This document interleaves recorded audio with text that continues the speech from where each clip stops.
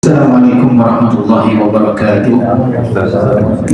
Bismillahirrahmanirrahim. Alhamdulillah nahmaduhu wa nasta'inuhu wa nastaghfiruh wa na'udzu billahi min shururi anfusina wa min sayyiati a'malina.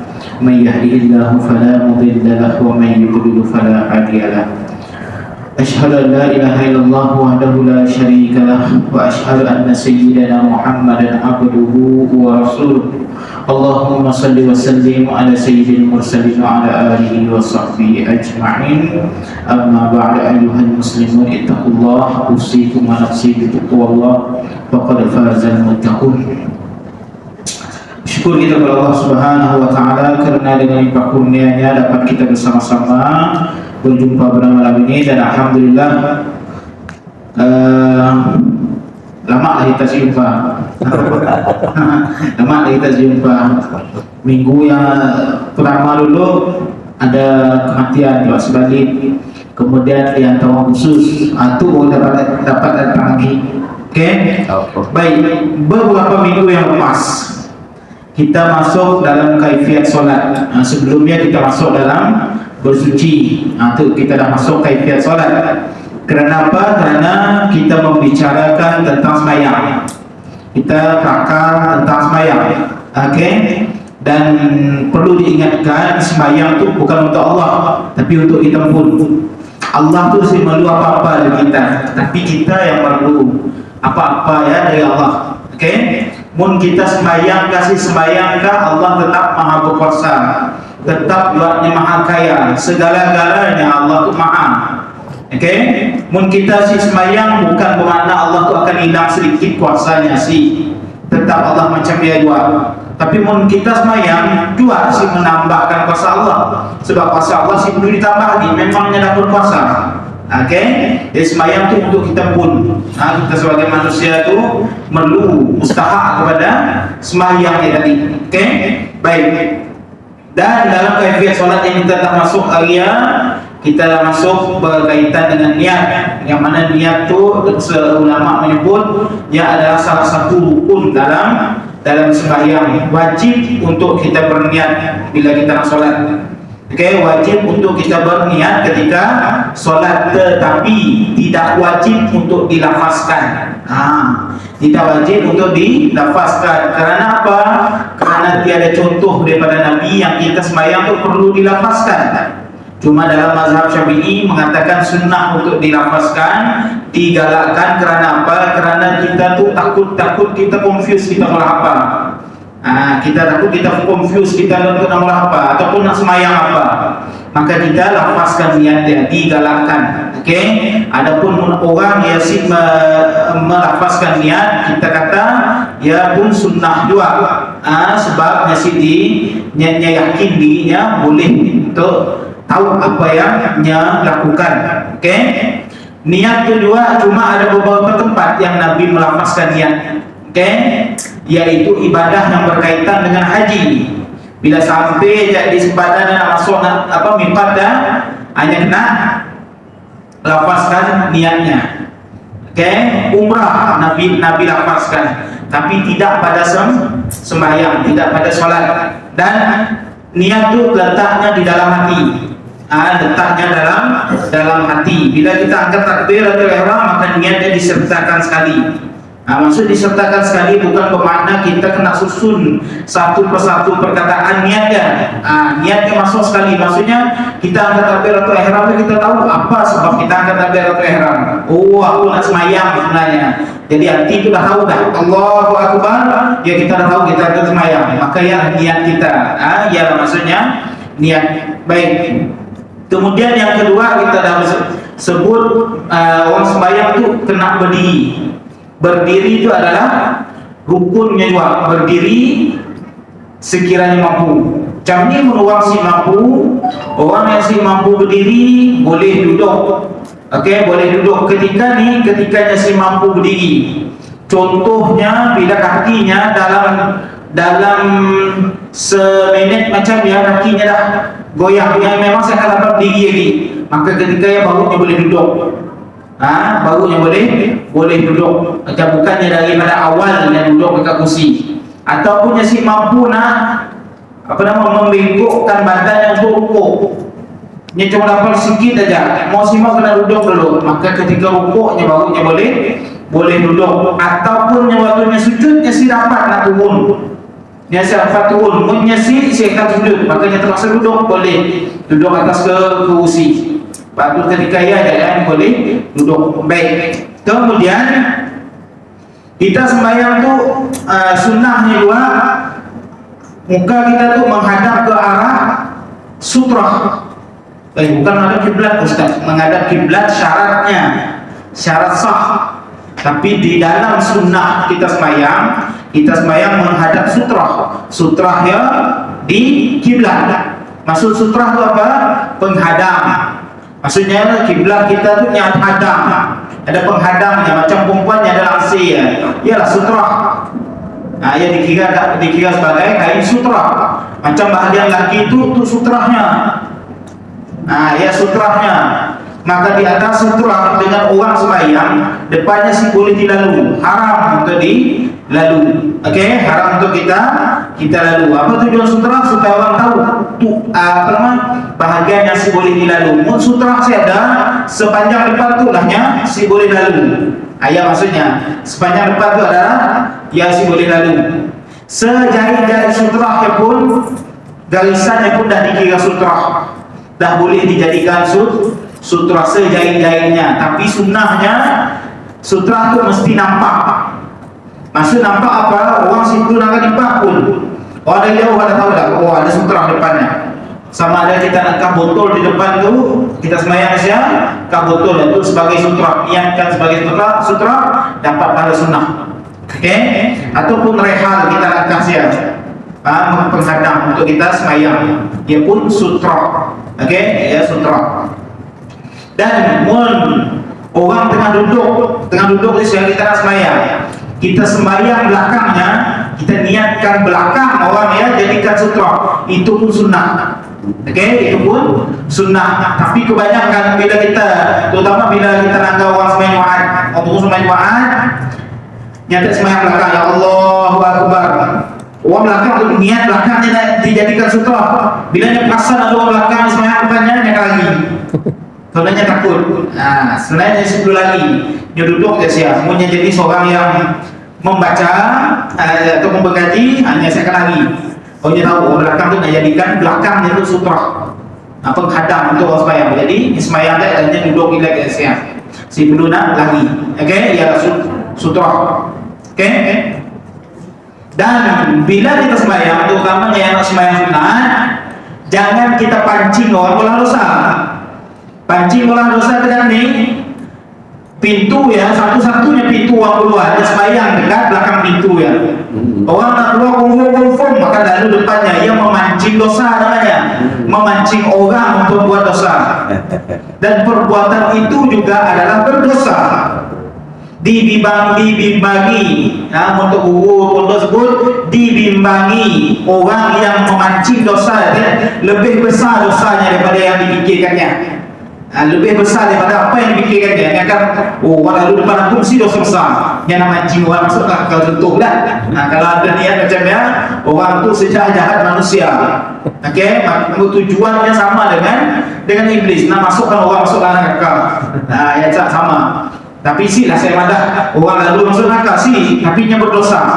Disebut sebagai berdosa. Dan orang yang memancing untuk orang buat dosa pun berdosa. Ustaz, saya ada tempat lain lagi. Ustaz, tempat lain semua kotor ataupun apa namanya? Sudah penuh. Saya terpaksa semayang dekat tepi aja. Depannya kosong. Buka pintu di depannya. Saya semayang dekat belakangnya. Maka disial kita ambil palang untuk dijadikan sutrah, supaya orang yang bila lalunya si dosa, kita akan depan tu atau sutrah, boleh lalu depan tu, jangan lalu di antara itu dengan sutrah. Disial. Macam dia. Okey, baik. Kemudian malam ini kita akan masuk berkaitan dengan pandangan mata ketika solat. Kita sembahyang Allahu Akbar, sini tuju mata kita. Adakah kita langgar di tempat sujud, ataupun ada orang sebut langgar dekat pergelangan tangan, Ada orang madah nangga depan sebab asalnya Kaabah di depan, kita kena nangga Kaabah. Ada juga orang sebut macam ya. Okey. Baik, Al-Imam Baihaqi dalam Sunan Kubra membawakan banyak riwayat menyatakan bahawa disunatkan melihat tempat sujud ketika solat. Okey. Imam Baihaqi itu ada bila kita sembahyang kita nangga tempat sujud. Waktu kita berdiri dia Allahu Akbar, nangga tempat sujud. Konsentrate dekat tempat sujud di hujung sejadah tu, tempat sujud kita. Tetapi ulama dalam mazhab Syafi'i antaranya Imam Nawawi menyebut riwayat yang dibawakan oleh Imam Baihaqi itu nyasi terlalu kuat. Ada kelompangan hadis yang diriwayatkannya. Ada kelompangan hadis yang diriwayatkannya. Baik, ulama dalam hal ini sepakat bahawa khusyuk di dalam solat adalah sesuatu yang sangat digalakkan. Khusyuk yang bukan rukun. Mun khusyuk ke rukun, kami yang batas sembahyang. Allahu Akbar. Astagfirullahaladzim. Ingat belum dari tutup belum malam lampu lantas tadi. Dah khusyuk hilang. Mun khusyuk ya dijadikan rukun, batal sembahyangnya. Sebab khusyuknya dah ada. Allahu Akbar, depannya catat organisasi subuh. Allahu Akbar. Bismillah. Ai paduhan fungsi dari depan. Dah hilang khusyuk. Dah hilang khusyuk. Allahu Akbar. Dipas ya, kena dipaksa. Panas sekutu dalam hati ya, khusyuk dah hilang. Maka khusyuk bukanlah sesuatu rukun, tetapi hanya disunnahkan dan digalakkan. Sembahyang yang mesti khusyuk, tapi nyesiklah sampai menjadi rukun. Okey? Baik. Dan dikatakan ulama menyebut khusyuk yang digalakkan, maka mengelakkan pandangan mata daripada perkara yang mengganggu khusyuk ya. Maksudnya bila kita sembahyang, kita nangga satu tempat yang boleh mendatangkan khusyuk. Allahu Akbar. Niat dia nak nangga tempat sujud, itu sunnah lah tadi. Allahu Akbar. Ada tempat lagi menara masjid, gambar masjid dekat senjata tu. Ada masjid indah dipakai senjata tu contoh. Khusyuknya dah hilang. Bila macam dia, jangan nak tempat sujud yang masuk ulama. Sebab tempat sujud dah dijadikan tempat yang si khusyuk. Okey, nak tempat lain. Allahu Akbar. Tiba-tiba dekat tempat kerja kita terlewat. Jadi mekanik terlewat. Nak sembahyang nak pergi subuh jauh takut alu maghrib aja pas puasa tu kan. Makanya sembahyang dekat siang, ambilnya paper ke depannya. Allahu Akbar, tangganya paper. Persidangan dulu telah bermula. Contohlah dibacanya paper, hilang khusyuk. Maka benda yang tidak digalakkan dan dilarang oleh ulama. Nangga tempat yang boleh mendatangkan khusyuk. Kosong je tempat dari dinding. Allahu Akbar. Kita pun mikir apa dekat dindingnya. Tercicak umur. Lalu ada dicicak umur saya kata kita dah hilang khusyuk juga. Maka tempat khusyuk. Dan sebahagian ulama membenarkan itu pejam mata. Sekiranya khusyuk yang bila pejam mata aja. Sebahagian lagi tidak membenarkan. Kerana apa? Kerana ia seolah-olah macam orang Yahudi beribadah pejam mata. Pejam mata. Baik.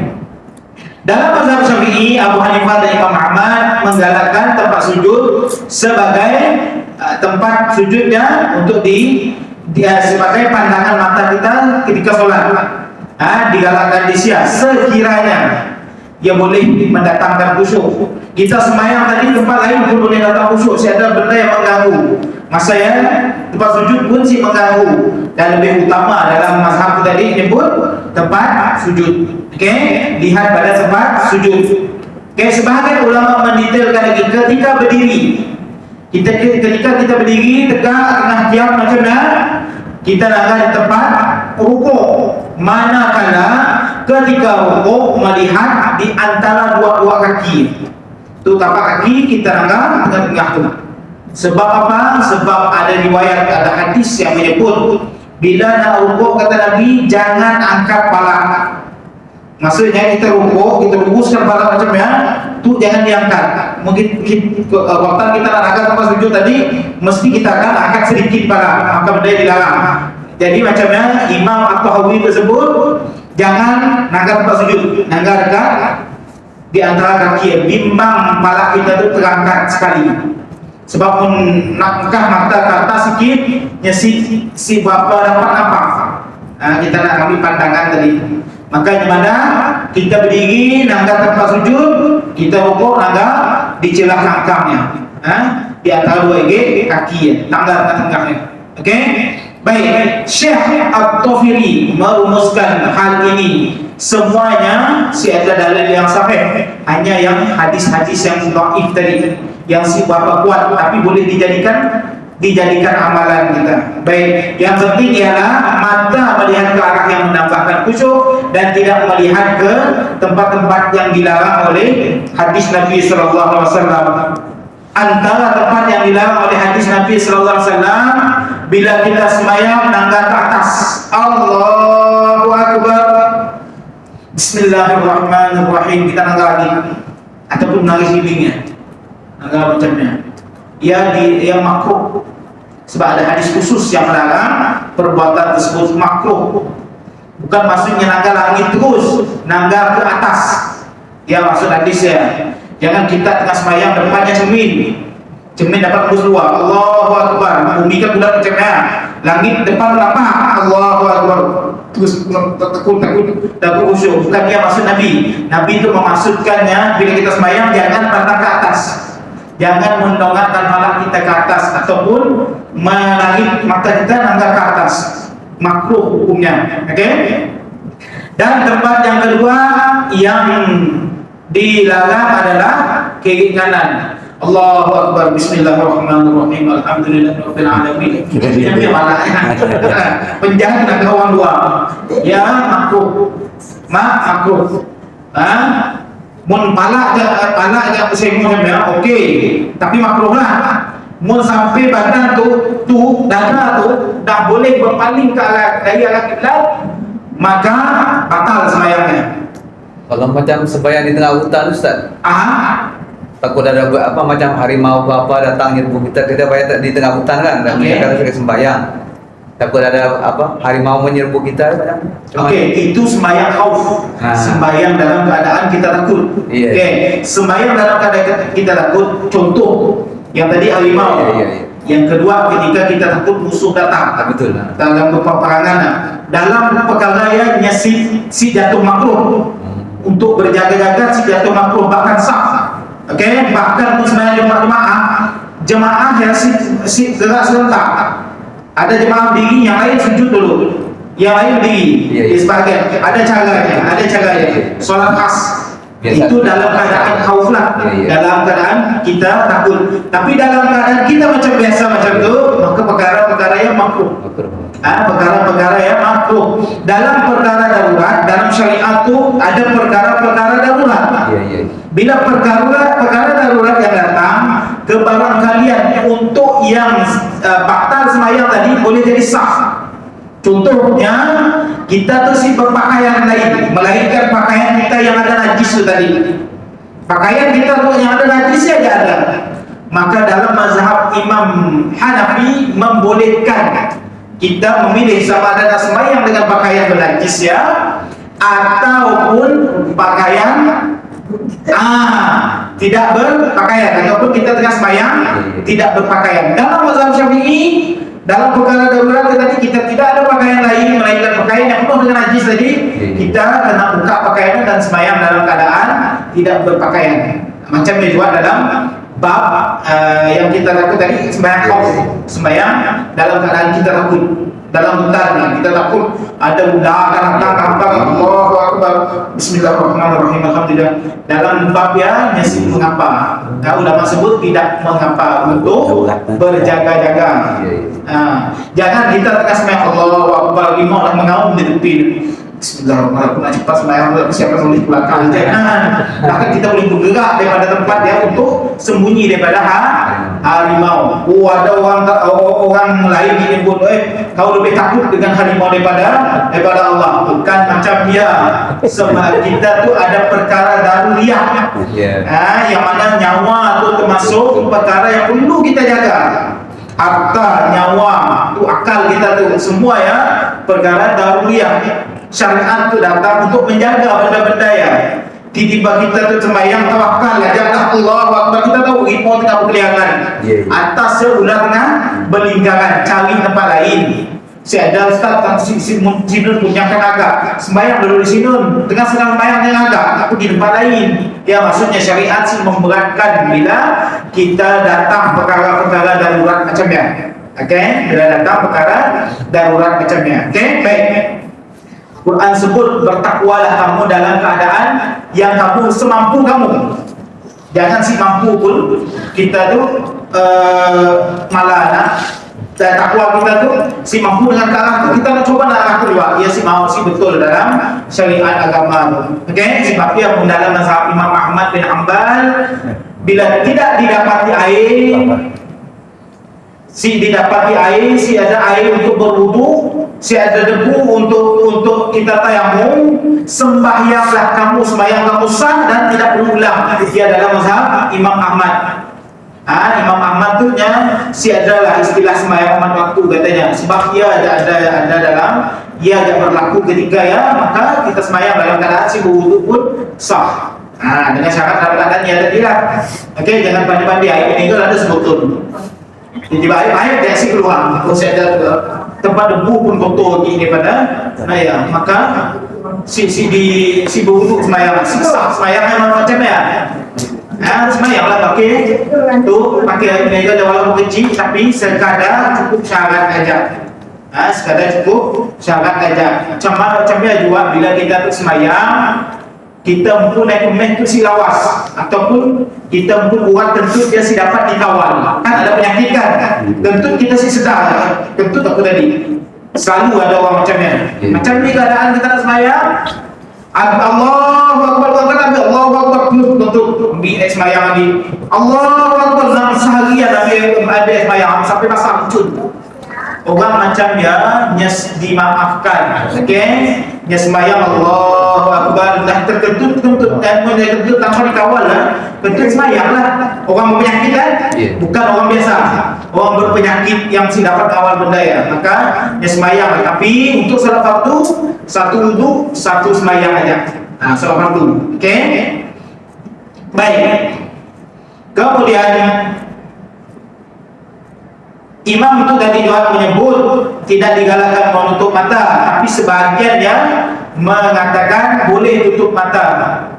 Yang memakruhkan tutup mata itu tadi alasannya menyamai ibadah orang Yahudi. Tetapi ulama lain, sebahagian lain ulama pun sebut boleh tutup mata seandainya tutup mata lebih mendatangkan khusyuk daripada kita buka mata. Allahu Akbar, dia main depan mata kita. Rumah kita tu ada apa? Kaca. Allahu Akbar, kita nak ambil main. Lalu biar kelar, tutup mata untuk mendatangkan lebih khusyuk. Okey, baik.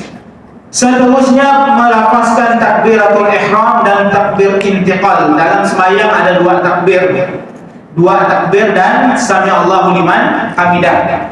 Sami Allahu liman hamidah itu termasuk intiqal.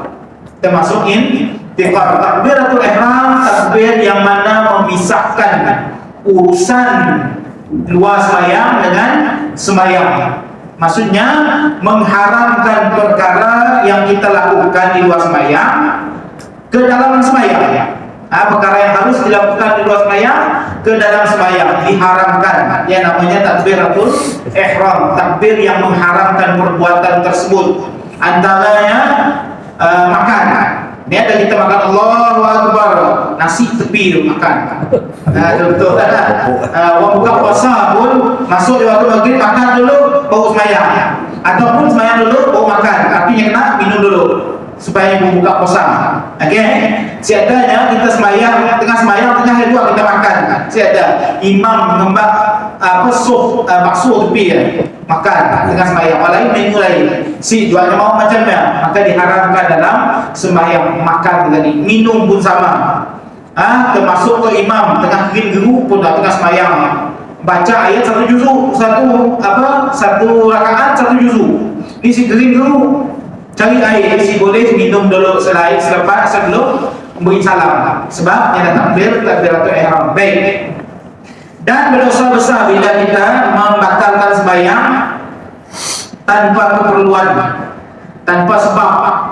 Hanya karena haus tadi, kita haus, kita batalkan sembahyang, minum dulu pun sih boleh. Oke, baik. Abu Hurairah radhiyallahu anhu meriwayatkan, kan Rasulullah sallallahu alaihi wasallam idza qamu ila salati yukabbiru hina yaqum, thumma yukabbiru hina yarka'u, thumma yaqulu sami'allahu liman hamidah hina yarfa'u sulbahu min ar-rak'ah, thumma yaqulu wa huwa qa'imun rabbana lakal hamd. Qala Abdullah bin Salih anil layth wa lakal hamd.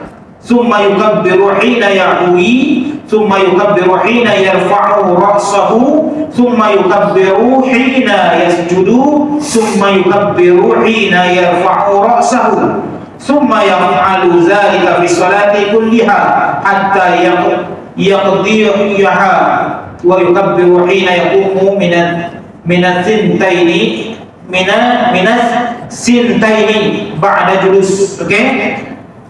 Abu Hurairah sebut Rasulullah SAW bertakbir ketika berdiri untuk salat, bertakbir ketika rukuk, kemudian mengucapkan sami Allahu liman hamidah ketika bangun daripada rukuk, kemudian berdiri baginda menyebut Rabbana lakal hamd, kemudian baginda bertakbir ketika sujud, ketika turun sujud, kemudian baginda bertakbir ketika mengangkat kepalanya, kemudian baginda bertakbir ketika bila nak sujud, kemudian baginda bertakbir ketika mengangkat kepalanya, kemudian baginda melakukan sebegitu keseluruhan solat sehingga selesai. Okey?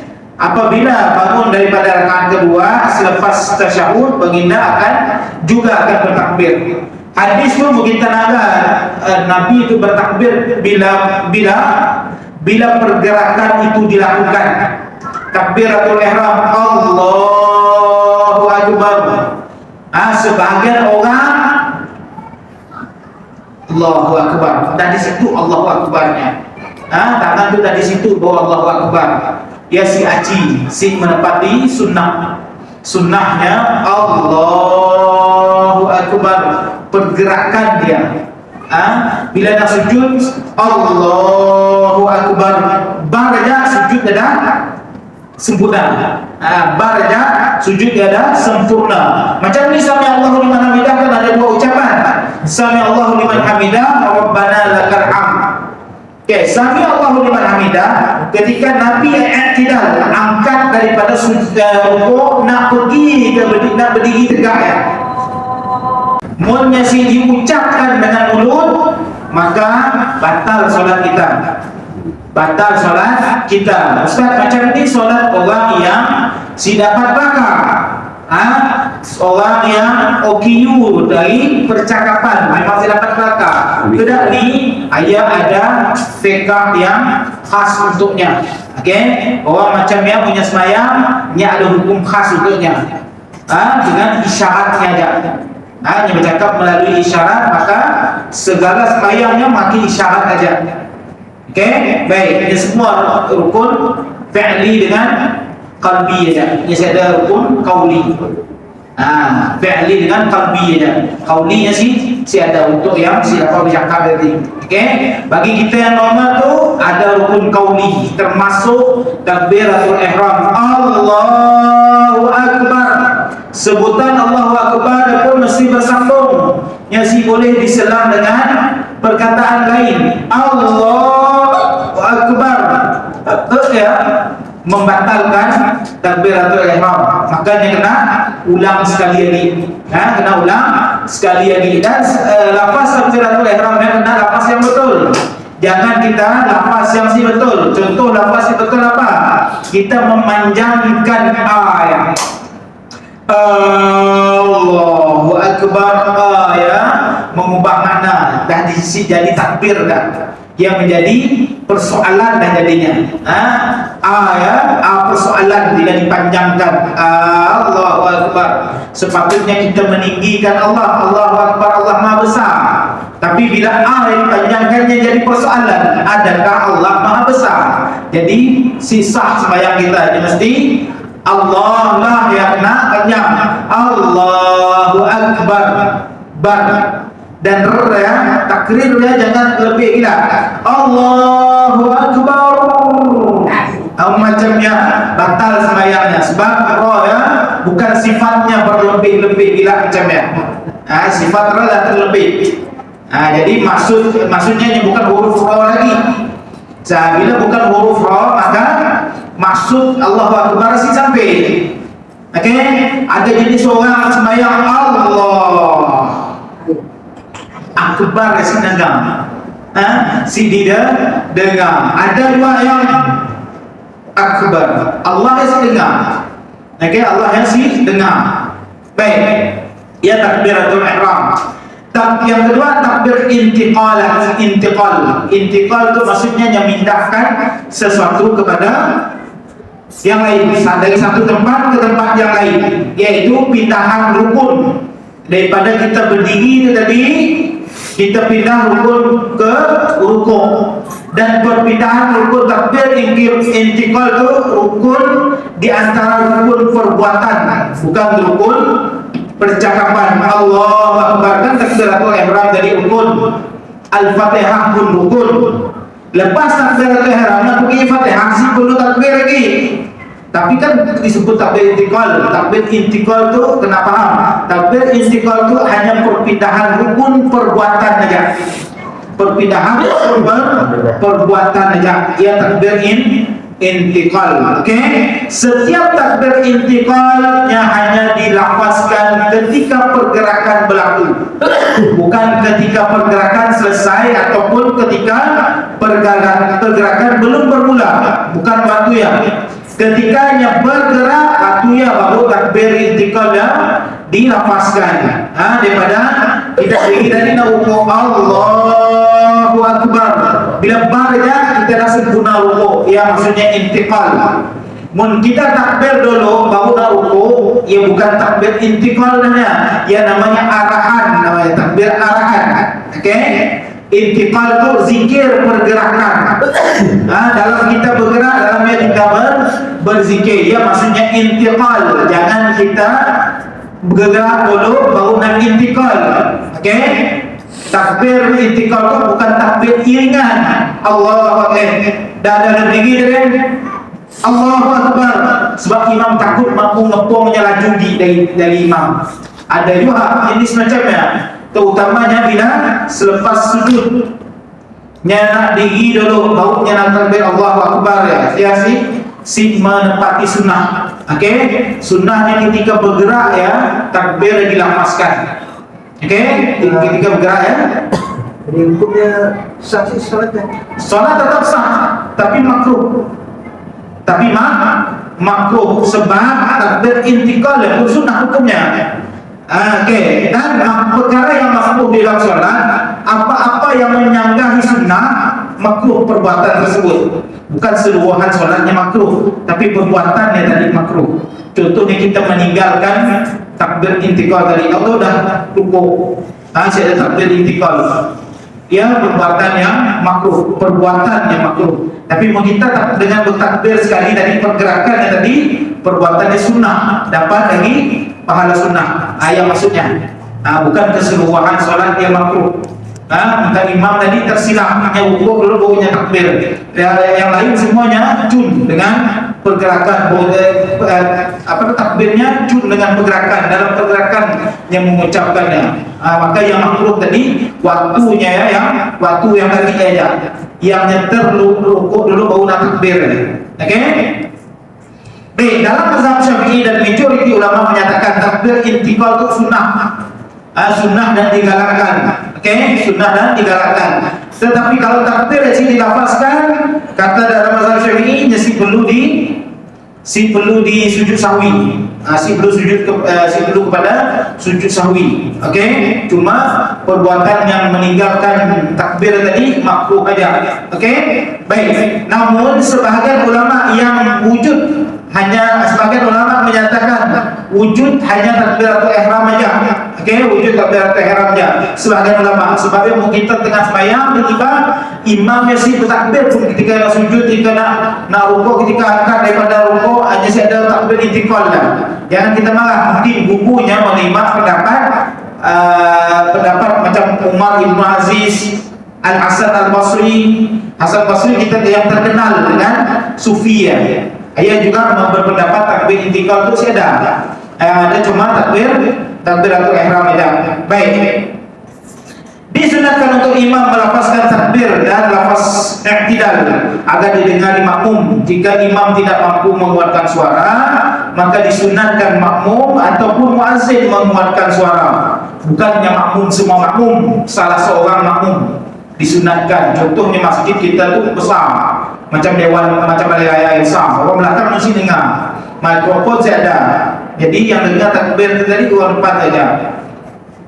Maka orang yang terakhir dengar atau orang di tengah nun yang disunahkan mengucapkan takbir itu supaya orang belakang nun dengar. Ya namanya mubaligh, yang dipanggil setengah orang panggilnya mubaligh. Okey? Baik. Bila kita takbir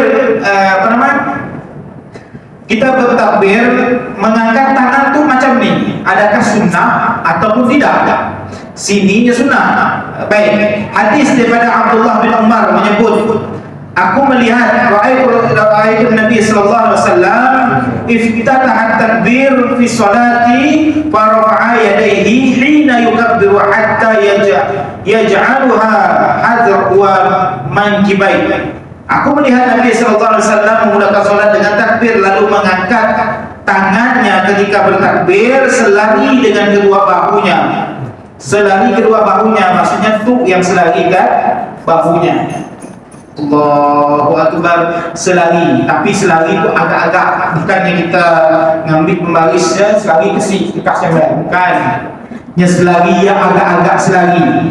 Maksudnya Nabi itu si angkat terlalu tinggi, si angkat terlalu rendah. Itu sunnahnya dekat situ. Dekat situ. Okey? Dan tangan tu ke depan. Bukannya ke situ. Ada jenis macamnya pun ada. Ada di Indonesia macam apa namanya? Bersilat pun ada. Cuma sunnahnya macam tu. Sunnahnya macam tu. Takbiratul ihram, semua takbir. Setakat tu aja. Okey? Ada orang kata setakat telinga Ustaz, ada. Tapi yang dipaham telinga tu yang telinga. Di antara telinga dengan bahu. Allahu Akbar. Jangan macam dah. Tu berzina. Sebab Nabi angkat tapak tangan tu ke depan. Allahu Akbar. Okey? Baik, apabila dia takbir untuk rukuk, dia melakukan hal yang sama. Apabila dia menyebut sami Allahu liman hamidah, dia juga melakukan hal yang sama dan menyebut Rabbana lakal hamd. Baginda tidak melakukan hal ini ketika hendak turun sujud dan juga tidak ketika mengangkat kepala daripada sujud. Okey? Hadis itu menunjukkan setiap takbir intikal itu akan angkat tangan melainkan beberapa tempat. Allahu Akbar, nak sujud angkat lagi. Allahu Akbar, sami Allahu liman hamidah, Rabbana lakal hamd, pun angkat tangan. Okey? Bila nak sujud Allahu Akbar, waktu dia si angkat tangan lagi. Allahu Akbar, angkat dulu sujud dua. Ya sedar. Ya sedar di siang. Di siang si ada angkat tangan bila nak turun sujud. Angkat lagi sujud pun si ada. Allahu Akbar, terus tangan tu dekat paha. Okey? Angkat daripada sujud nak pergi ke rakaat berikutnya pun Nabi si angkat tangan kecuali selepas tahiyat awal. Okey? Selepas tahiyat awal baru Nabi angkat tangan untuk rakaat yang ketiga. Okey, untuk rakaat ketiga baru Nabi angkat tangan lagi. Adapun rakaat yang lain daripada rakaat pertama nak naik rakaat kedua, Nabi si angkat tangan. Nak naik ke rakaat keempat, Nabi si angkat tangan. Cuma nak naik untuk rakaat ketiga selepas tasyahud, baru Nabi angkat tangan. Okey? Baru Nabi Kunci angkat tangan. si angkat tangan makruh. Sebab dia sunnah. Okey? Kita faham? Sekarang kita sebut apa-apa perkara sunnah yang ditinggalkan, maka perbuatan tersebut makruh. Makruh. Tapi tidak membatalkan solat. Okey, serupa juga macam takbiratul ihram tadi. Allahu Akbar, bismillahirrahmanirrahim. Tangan itu diangkat langsung. Solatnya tetap sah. Tapi perbuatan meninggalkan perkara sunnah angkat tangan itu tadi yang makruh. perbuatannya. Okey, perbuatannya aja. Okey, sembahyangnya si makruh, keseluruhan sembahyangnya si makruh, tapi perbuatannya si akan tampil ya yang dikira makruh. Okey, baik. Mun angkat takbir ihram, tangannya bersilat macam ni, nya si dikira makin sunnah. Sebab sunnahnya angkat relax macam tu je. Allah Akbar, dia si sunnah. Dia si sunnah. Hukumnya sama macam orang si angkat tangan ketika takbir. Ataupun Allahu Akbar, yang terusnya macam mana? Ia si dikira mengangkat takbir sebab perbuatannya seolah-olah ditambah, tapi tidak membatalkan solat selagi mana bar dia dalam bar dia selepas bar dia isi molah berdiri. Tapi bunyi Allahu Akbar, bunyi macam ni dia batal sembahyang. Macam ni hukum batal. Okey. Baik. Ulama sepakat sunatkan mengangkat tangan ketika takbiratul ihram. Dalam mazhab Syafi'i menyatakan tangan diangkat separas bahu, yaitu pergelangan tangan atas paras bahu. Okey, jari jemari berada di atas paras berada pada paras ujung telinga situ. Jari jemari di ujung telinga tu. Nah, atas yang tu paras bahu tu di telinga. Apa nama? Bukan kita nak incinya betul-betul, tapi seakan-akan kita tahu punya tu dah separas bahu tu di ujung telinga. Okey? Jangan kembali bayang Allah Akbar cek dulu. Jangan macam ni lah. Okey? Agak-agaknya memang sebagai ya maksud ulama. Okey? Baik. Manakala Imam Hanafi paras telinga, Imam Ahmad pula kedua-duanya boleh. Mazhab Hanafi atas lagi. Allahu Akbar, Allahu Akbar pun ada. Okey, maka manakala Imam Ahmad kata dua-dua boleh. Nah, tu boleh, tu boleh. Okey, sebab ada hadis lain juga menerangkan benda yang dipegang oleh mazhab Hanafi itu tadi. Baik. Dalam mazhab Hanafi hanya diangkat pada takbiratul ihram. Mun kita anggap Bangla ke apakah Pakistan jelas bayang. Takbiratul ihram jangan angkat tangan tu. Bila sami Allah liman hamidah, Allahu Akbar, nak turun rukuk, nak turun sujud apa saja, angkat daripada sujud rakaat kedua saja. Dalam mazhab Hanafi cuma takbiratul ihram saja sunnahnya angkat tangan. Angkat apa nama Pakistan angkat kapel lepas hanya sembahyang. Takbir lain sih diangkat tangan, takbiratul ihram dia angkat tangan. Dia jangan heran sebabnya berpegang dengan mazhab Hanafi. Sebab orang Pakistan itu kebanyakannya Hanafi, 2/3 dunia Hanafi. Okey? Baik, manakala mazhab Syafi'i dan jumhur ulama mengatakan tangan diangkat ketika takbiratul ihram, ketika hendak rukuk, i'tidal dan ketika bangun daripada rakaat kedua untuk rakaat ketiga. Ya, waktu-waktu angkat tangan. Okey? Baik.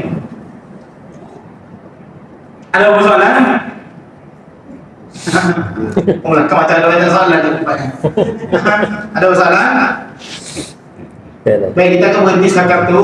InsyaAllah minggu depan kita akan angkat. Adakah kita sembahyang tu meletakkan tangan kanan di atas tangan kiri ketika qiyam ya? Adakah sunnah ataupun si? Adakah letak tangan tu di atas tu ataupun di atas tu ataupun di bawah? Ada dua macamnya. Okey, saya masuk sedikit dalam mazhab Hanafi, mazhab Syafi'i diangkat di antara pusat dan dada, tengah tu. Okey, manakala mazhab Abu Hanifah di bawah pusat. Imam Ahmad pula menyatakan letaklah di mana-mana yang selesa. Okey, sebab hadis berkaitannya, hadis semua sahih. Mana letaklah di tempat yang selesa. Sebahagian ulama sebut letak di kiri perut tu, tempat perut tu. Tapi bukannya kiri macam begila. Seng bukan tangan bukan. Yang tepi saja, sengit tepi sikit saja. Sebahagian ulama tu utamanya ulama sufi. Untuk menjaga supaya sempat difahamkan itu tempat syaitan. kita nutup syaitan supaya si ngasuh kita situ tempatnya. Okey, ada yang mengatakan situ. Okey, sebahagian ulama. Imam Malik pula mengatakan makruh Mekah di situ. Imam Malik kata apa? Lepaskan terus. Allahu Akbar. Macam orang berdiri lagu-lagu. Berdiri macam meja. Ya Imam Malik. Imam Malik itu kebanyakannya di Afrika. Ini sebanyak diamalkan oleh dunia. Tapi ini dua adalah mazhab yang masyhur. Okey, mazhab yang masyhur. Imam Malik kata dia berdaya saja, mesti irsal saja. Lepaskan sejak tangannya semayang. Ya Imam Malik. Okey, kemudian ada orang semayang macamnya jangan bingung. Dia berguru dengan guru yang berfahaman Maliki. Berfahaman Maliki. Jangan sesatkannya. Faham sesat kita. Okey. Baik. Dia sedikit berkaitan dengan meletakkan tangan. Okey. Saya dah salam. Aku lupa hadza astaghfirullahalazim. Assalamualaikum warahmatullahi wabarakatuh.